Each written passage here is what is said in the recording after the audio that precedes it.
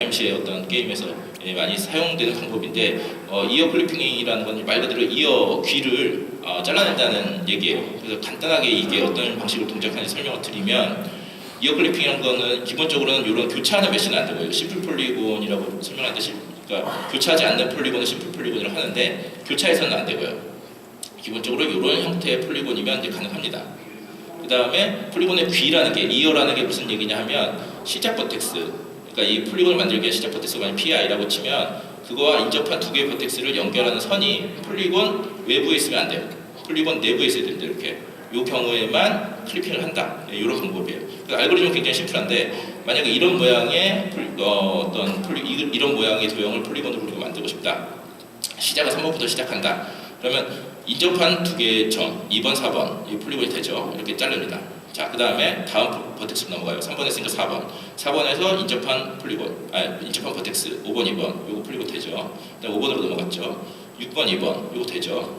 그 다음에 6번으로 넘어갔어요. 7번, 2번 요거 되죠. 그 다음에 이제 7번으로 넘어갈 거죠. 7번으로 넘어가서 인접한 두 개의 점을 연결해봤더니 아니야. 그러니까 X. 그럼 다음 점으로 그냥 넘어갑니다. 8번.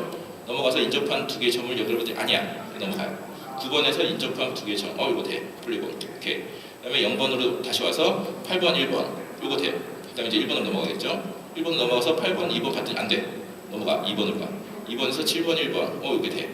그러면 이제 이런 식으로 최종 형태로 이런 식으로 폴리곤 트라이앵글렛을 만들게 되는 건데요. 여러분들이 여기서 이제 이 알고리즘을 혹시라도 이해를 못했다고 해서 실망은 안 하셔도 되는 게 저희가 이제 언리얼 엔진 4에 구비가 되어 있습니다. 이 함수가. 그래서 페이퍼 2D 모듈 보시면 사실 이어 클리핑 알고리즘으로 폴리곤 삼각형을 작성하는 함수를 이미 구비를 하고 있어요. 그래서 저희가 이제 블루프린트 호출 가능한 버전을 그냥 여러분들이 BP 블루프린트 함수 라이브를 그냥 작성을 하신 다음에 그 안에서 페이퍼 2D에 있는 트라이앵글레이트 폴리라는 함수를 그냥 호출만 해주시면 됩니다. 이제 쉽게 여러분들이 하실 수가 알고리즘을 뭐 이해를 못했다 하시더라도 이미 이제 구비가 돼 있고요. 그 다음에 문제는 지금 얘기를 한 거는 폴리곤을 어떻게 만드느냐라는 얘기는 버텍스, 각각 트라이앵글의 버텍스를 지금 우리가 알아낸 거죠. 그 다음에 그게 어떤 순서로 되어 있느냐 인덱스를 알아낼 수가 있죠. 그 알고리즘에 의해서.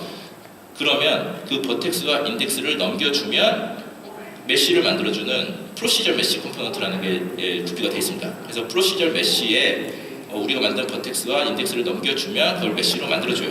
그 다음에 그 메쉬에 똑같이 UV 매핑 가능하고 그 다음에 매트리얼 다 매핑이 가능합니다. 그래서 여러분들이 그걸 런타임 시에도 충분히 가능한 속도고요. 그래서 실제로 어떤 새로운 형태의 게임을 여러분들이 이제 만들 수도 있는 거죠.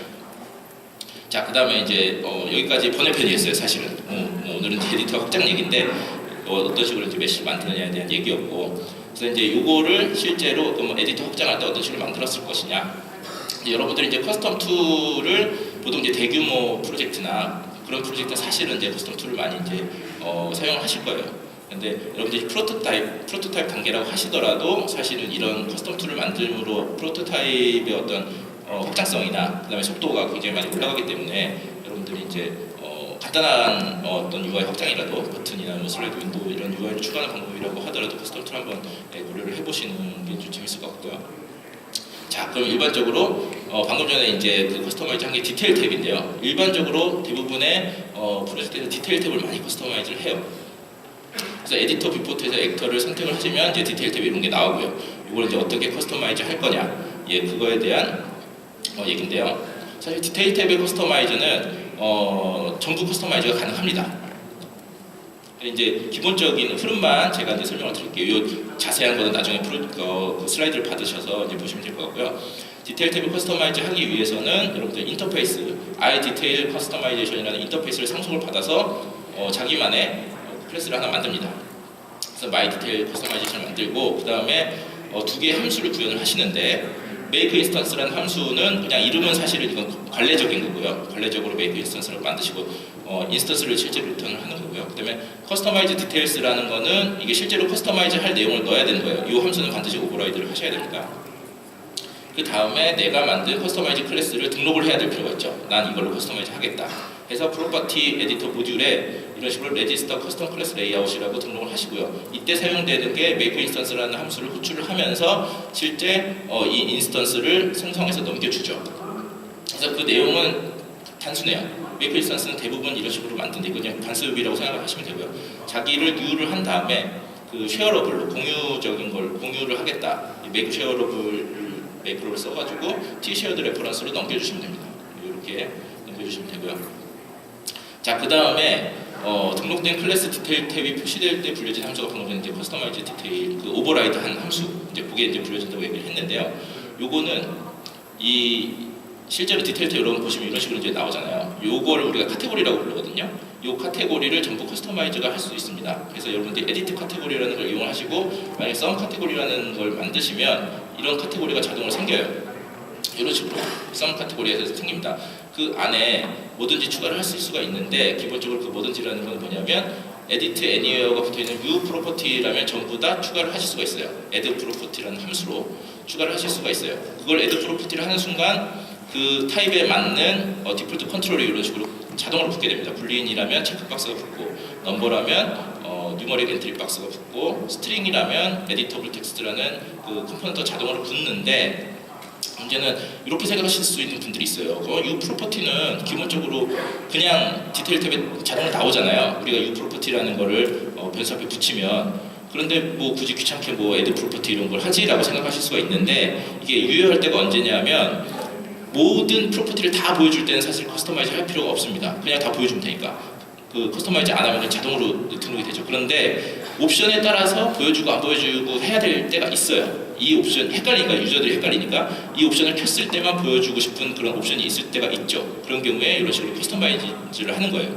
그러면 애드를 하든지 리무브를 하든지 해서 옵션이 꺼지면 리무브를 하고 옵션이 켜지면 애드를 하고 이런 식으로 이제 커스터마이즈를 하면 좀 더 이제 세련된 그런 느낌이 나죠. 자, 그 다음에 이제 커스터마이즈된 행도 이제 추가 가능한데요. 예를 들면은 이제 이런 식으로 불린 이런 식으로 이름이 있고 그 컨트롤이 있는데 이런 부분도 이름도 전부 커스터마이즈 할 수 있습니다. 내 마음대로 커스텀 네임 이런 식으로 하실 수가 있고 그다음에 선택된 액터를 참조를 해야 되잖아요. 선택된 액터라는 걸 어떻게 아느냐? 내가 이제 에디터 뷰포트에서 클릭한 걔네들은 get selected object라는 함수를 사용을 하시면 전부 셀렉트된 오브젝트를 전부 알아올 수가 있어요. 그런데 일반적으로 그 셀렉티드 오브젝트의 넘버가 개수를 확인했었을 때 이 넘버가 만약에 하나가 아니다.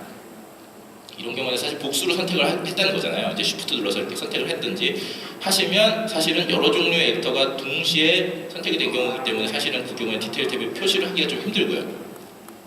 하나만 선택이 됐을 때 그때 그 오브젝트가 뭐냐 캐스팅을 해서 확인을 하시고 내가 디테일 탭에 표시하고 싶은 그 커스터마이즈된 액터라는 걸 아시면 그 다음에 이제 디테일 탭 표시를 하시는 식으로 하시면 됩니다.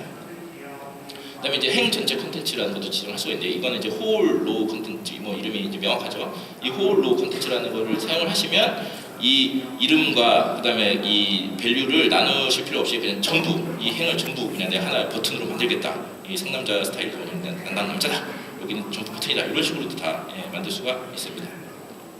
자, 그 다음에 이제 커스텀 위젯 이런 식으로 내가 새로운 위젯을 만들고 싶은데 어떻게 하느냐? 사실은 이제 여러분들이 뭐 커스터마이즈 그 위젯이라는 클래스를 상속받은 다음에 새로 이제 만드셔도 되지만 일반적으로는 뭐 이미 있는 애들을 추가를 하면서 그 안에 추가를 하면서 만드시는 경우가 이제 일반적일 거예요.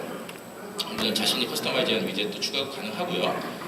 그래서 이 부분은 사실은 요거 하나 슬레이트 위젯만 전부 설명하는 것도 굉장히 뭐 하나의 세션이 될 정도로 굉장히 많기 때문에 여러분들 이제 그 도큐먼트 슬레이트 UI 프레임워크 도큐먼트를 보시면 거기에 이제 종류별로 다양한 설명이 있으니까 그걸 참조를 하셔서 커스텀 위젯 만드실 때 사용을 하시면 될 것 같고요.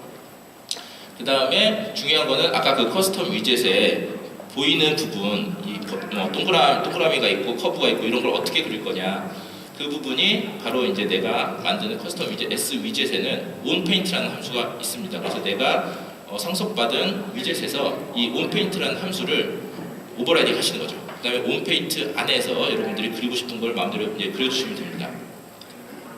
그래서 이제 onPaint 함수 안에서 사실은 이제 다양한 렌더링 함수가 사용이 가능하고요. 뭐 박스를 만드는 거라든지 뭐 스플라인을 만드는 거라든지 뭐 서클 원을 그린다든지 뭐 그런 것들이 이제 전부 다 가능하기 때문에 아까 그런 커스텀 위젯을 만들 수가 있고요. 그 안에서 여러분들이 그리는 것뿐만 아니라 이제 방금 전에 이제 그 포인트 같은 것도 드래깅을 하잖아요.